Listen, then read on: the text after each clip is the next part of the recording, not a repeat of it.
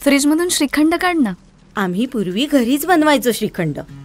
त्याची चवच वेगळी होती. आता काय सगळं रेडीमेड. आजी, हे श्रीखंड खाऊन बघ.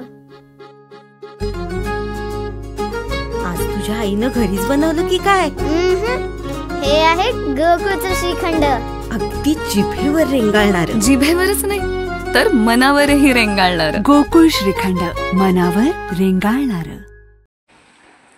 बांबरवाडी दत्तवाडात संतश्रेष्ठ ज्ञानेश्वरांची 750वी जयंती उत्साहात. वारकरी भजनी मंडळ शाळा आयोजक. वारकरी संप्रदायात ज्ञानोबा माऊलीचा गजर ज्या संतश्रेष्ठ ज्ञानेश्वर महाराजांच्या बद्दल केला जातो, जगासाठी पसायदानाच्या रूपात मागणी मागणाऱ्या संत ज्ञानेश्वर महाराजांची 750वी जयंती वर्ष साजरे करीत आहे.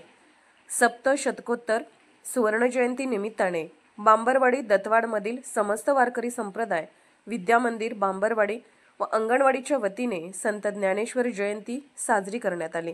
प्रारंभी विनापूजन व पालखी पूजन मुख्याध्यापक दिलीप शिरडोणे यांच्या शुभहस्ते करण्यात आले. श्री पावडोबा मंदिरातून निघालेली संत ज्ञानेश्वर माऊली यांची पालखी नगर प्रदक्षिणा करून मंदिर प्रांगणात आली. पालखीत ज्ञानेश्वर महाराजांची प्रतिमा व ग्रंथराज ज्ञानेश्वरी ठेवण्यात आले होते. ठिकठिकाणी महिलांनी पाणी घालून दर्शन घेतले. सामूहिक आरती व प्रसाद वाटप करण्यात आले. पालखी मिरवणुकीत समस्त वारकरी भजनी मंडळ, विद्यामंदिर बांबरवाडी शाळेचे मुख्याध्यापक, शिक्षक, अंगणवाडी सेविका, मदतनीस, विद्यार्थी, निर्जर कला, क्रीडा व सांस्कृतिक मंडळाचे सदस्य, महिला ग्रामस्थांची उपस्थिती लाभली. पोलीस ऑफ इंडिया न्यूज मीडियासाठी शिरोळ तालुका प्रतिनिधी चंद्रकांत माने.